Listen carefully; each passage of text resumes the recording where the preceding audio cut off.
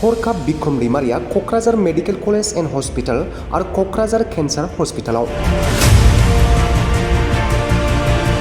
EPF दोलोनि 1 नं लकसभा बियाबनि बिजाथि खाम्फा बरगयारिखौ देरहासार खालामनो थाखाय बिटिसिनि कन्ट्राक्टर एसोसिएशननि नेहाथारि बिक्रम दैमारिया थाद'नाय गैयै खामानि मावनानै गावनि देहाखौ लोरबां मोननानै दिनै Kokrajhar medical college and Kokrajhar cancer हस्पिटालाव गावनि देहाखौ नायजाफैयो।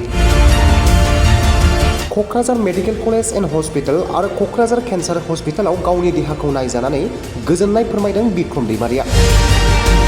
देहा नायजानो फैनानै देहा फाहामसालिनि देहा फाहामगिरि आरो गासैबो खामानि मावग्राफोरानो बयखौबो मोजाङै जोथोन लायो होननानै बेबायदि फोरमायो। देहाया खस्थ' मोन्दोंमोन, हरसे गेस जाबाय थादों आरो माने गोदनाखौ माबा खालामनो हायै जादों।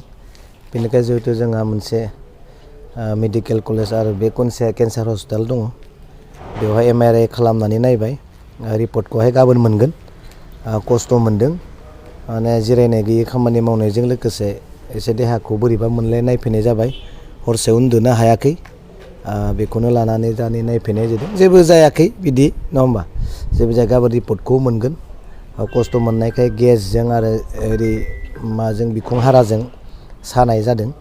बेखौनो नायनानै दा MRI खालामनाय जाबाय, एक्सरे खालामनाय जायो, रिपर्टखौ गाबोन मोनसिगोन। बेखिनियानोल'। माबायदि फेसिलिटि दं बेयाव? फेसिलिटियाथ' बिराद मोजां, गुड फेसिलिटि आरो मोजां माबा बिहेभियार खालामदों। नार्सआनो जा, स्टाफआनो जा, मोजां मोनसे माबा मोजां बेब'हार खालामदों, गुड बेब'हार खालामदों। दा मोजां फेसिलिटि दङ आरो दा बेखौहाय जों मिथिगौ। हाग्रामा महिलारि सारानो लानानै फैदोंमोन, बिथाङानो बेखौहाय गायसनदोंमोन। न' डाउट जा मानगोनां प्रमद बर'आ बेखौहाय इन'ग्रेसन खालामदों। बिजों जेबो खोथा गैया आरो बिनिफ्राय बांसिन मोजां खाथियावनो जोंनि बे रायजोआवनो आरो मोजां हस्पिटाल, मोजां बिदि इनस्टिटिउटफोरा जानायखौसो आं लुबैयो। दा एसे गोसोखौ बोलो मोन्दों मुलि जानायजों। बेखिनियानो। Thank you.